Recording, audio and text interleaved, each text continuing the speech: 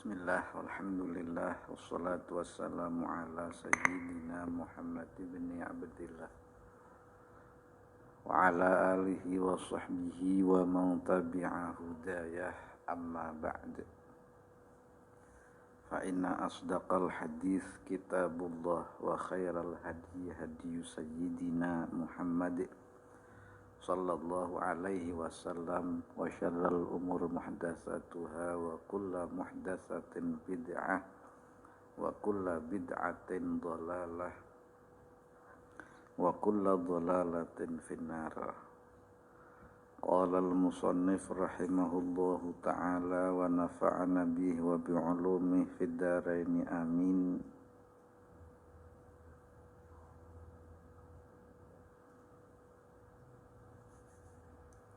Faman ahabba dzalika ila an qala illa ayatadarakahu Allahu bitaubatin qabla mamatih wa qabla khurujih min hadhihi dar. Membahas pertemuan yang lalu bahwa siapapun orang yang hubbu dunia, mencintai dunia, maka posisinya berada di ujung tanduk atau berada pada nihayatil khotor, berada pada ujung bahaya, kecuali Allah memberinya ampunan. Karena orang yang hubbu dunia itu terancam dengan berbagai ancaman-ancaman di dalam Al-Quran. Misalnya di beberapa ayat bahwa orang yang memilih kehidupan dunia, atharal hayatad dunya fa innal jahima hiyal ma'wa, maka tempat kembalinya adalah neraka. Karena seperti telah kita bahas pada pertemuan yang lalu, hubbu dunia itu menjadikan orang tidak peduli halal haram, menjadikan orang enteng meninggalkan kewajiban-kewajiban, menjadikan timbul berbagai kesalahan-kesalahan. Maka ketika kita merasa berada pada akhir umur kita, agar kita diampuni oleh Allah Subhanahu wa ta'ala, karena taubat itu, ampunan itu diperoleh dengan meminta ampunan kepada Allah Subhanahu wa ta'ala sebelum roh kita keluar dari dunia ini. Karena jika kita keluar dari dunia ini, di hati kita tidak selamat, karena Al-Qur'annya yaumala yanfa'u malu wala banun illa man atallaha biqalbin salim. Ketika kematian menjelang, harta dan anak-anak sudah tiada guna, kecuali orang yang kembali ke hadirat Allah dengan hati yang selamat, terutama selamat dari kekafiran, sehingga menghindarkan kita dari siksa selamanya. Dan yang terpenting adalah selamat dari kecintaan kepada dunia. Karena dicintai untuk apa? Karena sebentar lagi dunia akan kita tinggalkan. Maka saya nukilkan beberapa keterangan dari para masyayikh, para guru ahli tasawuf atau ulama-ulama ahlu thariqah. Maka mereka berpesan, fa'lam Dzalika ya akhi walzamit taubah. Maka ketahuilah saudaraku, hendaklah engkau menetapi terus-menerus di dalam taubat. Bisa ya selalu bertaubat, ojo ngenteni Pak mati nggih. Ba'dal maghrib taubat dari cinta dunia selama seharian, ba'da subuh taubat mencintai dunia semalaman, sehingga kita mati dalam keadaan taubat. Minim baca sayyidul istighfar 1 kali, karena kata Nabi dalam hadis sahih, bertobat meminta ampun dengan sayyidul istighfar 1 kali ba'da subuh, maka ia memperoleh ampunan, memperoleh surga bighairi syak, tanpa ragu lagi. Allahumma anta rabbi la ilaha illa anta khalaqtani wa ana abduka wa ana ala ahdika ila akhiri. Itu sayyidul istighfar yang pernah saya ijazahkan nggih, sedina minim selalu berada dalam taubat, merasa bersalah, merasa berdosa, i'tiraf, merasa kita ini tertipu oleh kehidupan dunia. Wabghadid dunya, dan janganlah mencintai dunia, bencilah dunia. Taba'an lillahi ta'ala, karena mengikuti perintah Allah subhanahu wa ta'ala.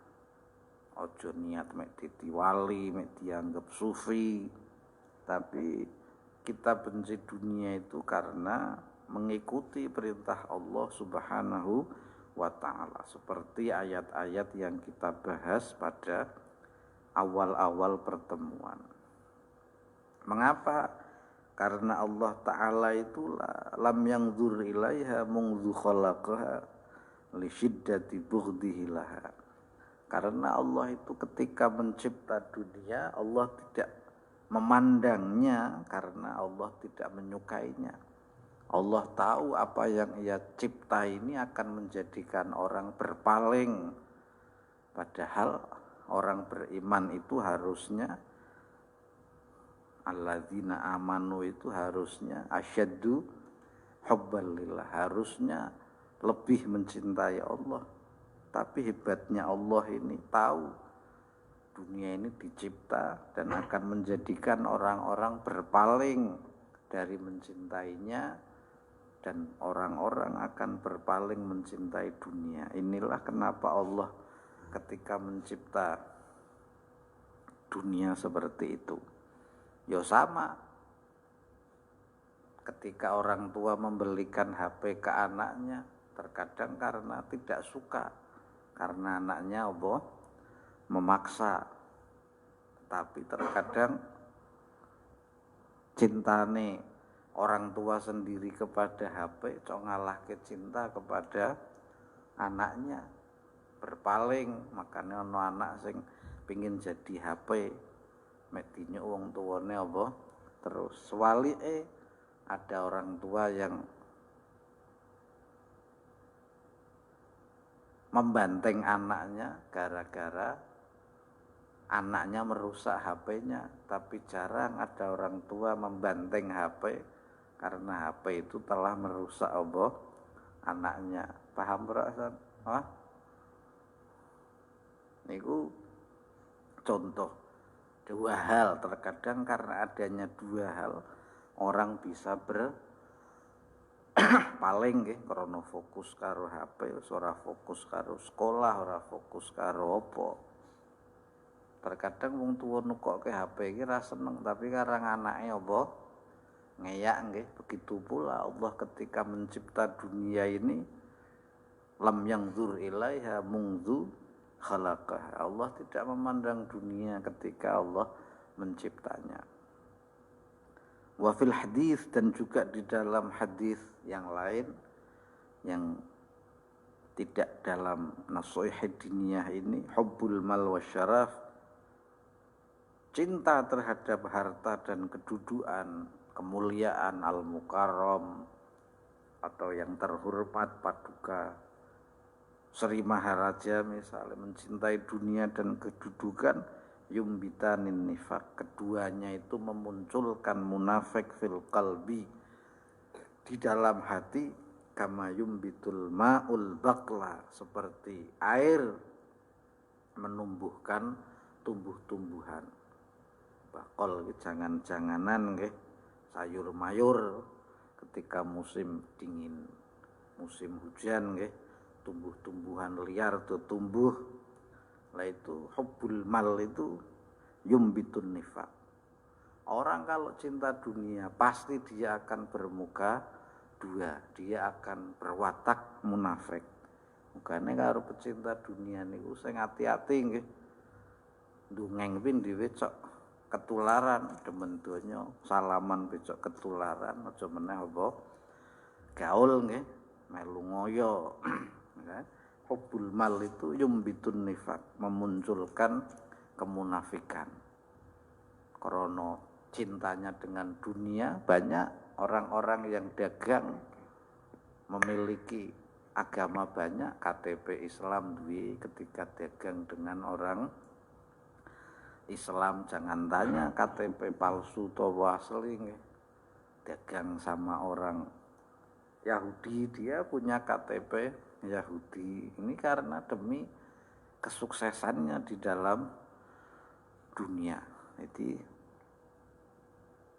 hubbud dunia itu yumbitun nifak, menumbuhkan apa? Munafik. Kama yumbitul ma'ul bakla, seperti bakul-bakul bakla sayur mayur nggih. Jadi cinta dunia itu menimbulkan kemunafikan. Munafik itu di mana? Ya di hati. Menimbulkan apa? Kemunafikan. Paham nggih? Ya murasake dhewe. Atine ora lisan karo lesane cok ora apa? Ora padha. Gara-gara apa? Cinta dunia. Bahkan berkata Syekh Abu Sufyan As-Tsauri utawa Imam As-Tsauri radhiyallahu taala anhu, lau anna abdan abadallah bi jami'il ma'murat, andaikan seorang hamba beribadah kepada Allah dengan segenap perintahnya, qiyamul lailin, melek bengi, shaimun naharin, dia melakukan puasa di siang harinya, kasratil qiraah, banyak membaca Al-Quran, wa zikri wa sholawat, terus pokoknya jami'il ma'murat, segala perintah Allah dilakoni. Illa annahu yuhibbud dunya, tetapi di hatinya ada kecintaan dunia. Illa nudiya ala yaumal qiyamah ala ru'sil jami', pada hari kiamat ia tidak akan dipanggil oleh Allah di hadapan manusia kecuali dengan panggilan ala inna hadza fulan ibnu fulan qad ahabba ma abghadal haqqu fayakadu lahmu wajhihi yasqut. Dia akan dipanggil di hadapan orang banyak. Wahai manusia, inilah fulan bin fulan mencintai sesuatu yang dibenci oleh Allah Subhanahu wa ta'ala. Maka mukanya menjadi seolah-olah rontok, tegese sangka wirange. Ibadah sergep kabeh lakoni, tapi di hatinya ada cinta dunia, besok diumumke. Ya al-mukarram, al-alim, al-alamah jare nang donyane nggih. Nah, nang konone diumumke. Ternyata deknen melakukan jami'il ma'murat, segala perintah itu karena kecintaan kepada dunia. Dunia ki apa ya? Al-jah wa syaraf, kedudukan, kemuliaan, diundang al-mukarram, al-fadil, sahibul karomah wal fadilah nggih. Niku besok maksude Yakadulah muwajhi yaskut, seolah-olah daging wajahnya terkelupas niku sangka apa wirange, teramat malunya di hadapan orang banyak. Besok diwirangke. Makane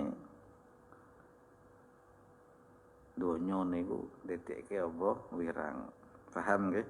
Nah, dunia niku nek menurut sebagian atau para ulama ahli tasawuf apa donya niku mazada alal hajati syar'iyyah, sesuatu yang melebihi kebutuhan secara syar'i nggih. Nggih donya niku nek diringkes pokoke dudu duit, dudu kerja.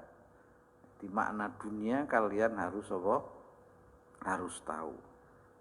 Mazada 'alal hajah asy-syar'iyyah, sesuatu yang melebihi keperluan secara syar'i. Paham nggih? Duwe motor siji wis cukup, jarang duwe pira 17. Jadi melebihi keperluan. Dan berkata seorang murid dari Syekh Abdul Qasim Junaid Al-Baghdadi radhiyallahu taala anhu, yaitu Syekh Ali bin Muzayyin, salah satu murid dari Imam Junaid Al-Baghdadi.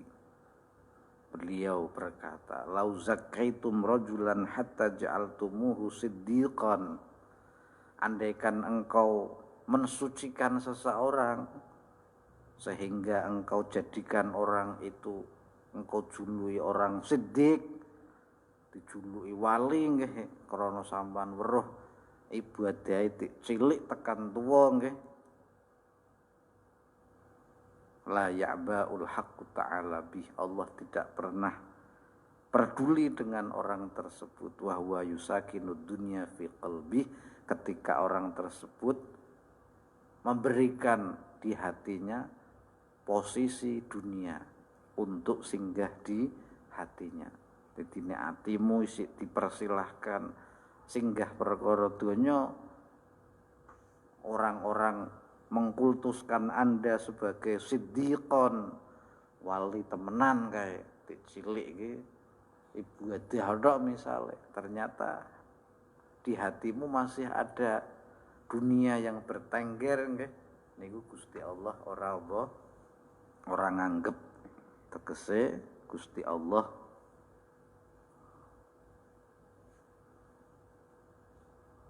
tidak memperdulikan pujian orang-orang yang banyak. Senajan 1000 orang memuji si A itu benar-benar wali, si A itu benar-benar orang yang ahli ibadah, tetapi masih ada dunia dalam hatinya, maka Allah tidak memperdulikan penilaian orang banyak. Paham nggih? Lalu ada orang yang bertanya kepada Syekh Ali bin Muzayyin, tanya bagaimana ya Syekh, idza sakana li ajli ikhwanihi wa ayalihi wa ghairi minal malazimi liyunfiqaha alaihim. Terus bagaimana jika di hatinya ada dunia dengan tujuan untuk mencukupi keluarganya, saudaranya, untuk bernafkah kepada orang lain? Jarine Syekh, da'auna min hadhihi zalaqat, engkau jangan menghadapkan kepadaku sesuatu yang memusingkan atau yang membuat orang tertipu dengan anggapan seperti itu. Paham nggih? Karena akeh wong tertipu, nyong kan pak kerja, nyong pak nyambet gawe, pak ngumpul ke harta benda, panggo nafkahi anak bojo kan kewajiban. Jarene saya ora usah melesetke omonganku. Jarene Imam Ali bin Muzayyin, wallahi, kata beliau, demi Allah, mahalaka man halaka min ahli thariq, tidaklah hancur orang-orang yang hancur dari golongan ahli thariqah illa min halawatil ghina. Kebanyakan mereka hancur karena telah merasakan keenaan menjadi orang kaya. Di mayoritas ahli thariqah ucul itu ketika diwe sugih, nek sing melarat thariqah kenceng-kenceng.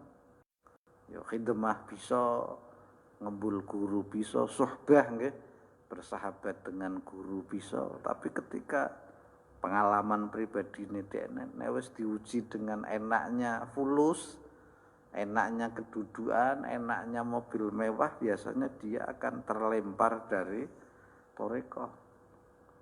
Mukane akeh ahlu thariqah memilih jalan hidup sederhana, ninggalke sing ora perlu, sebab kuwi ndedekke ucul.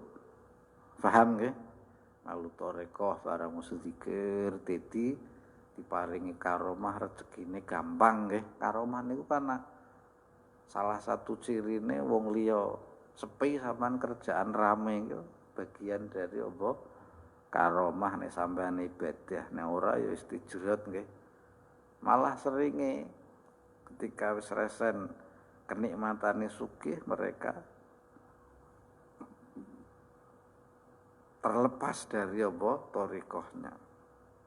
Wallahi demi Allah, alladzi la ilaha illahu, yang tiada Tuhan kecuali Dia, kata Syekh Ali bin Muzayyin, inni la a'rifu ma yadkhulu alaih aradud dunya fayuqsimuhu ala hukmillahi ta'ala fayasiru dzalika ma'a bara'ati sahatihi hijaban qati'an lahu anillahi ta'ala. Secara ini saya tahu orang yang di hatinya masuk perkara dunia, paham nggih? Lalu ia menggunakan hartanya untuk nafkah, untuk kepentingan yang sesuai dengan perintah Allah Subhanahu wa taala, dia tetap terhijab dari Allah Subhanahu wa taala. Tegese priye? Bahkan umume wong sing atine iki demen donya malah dadi wong medhit nggih.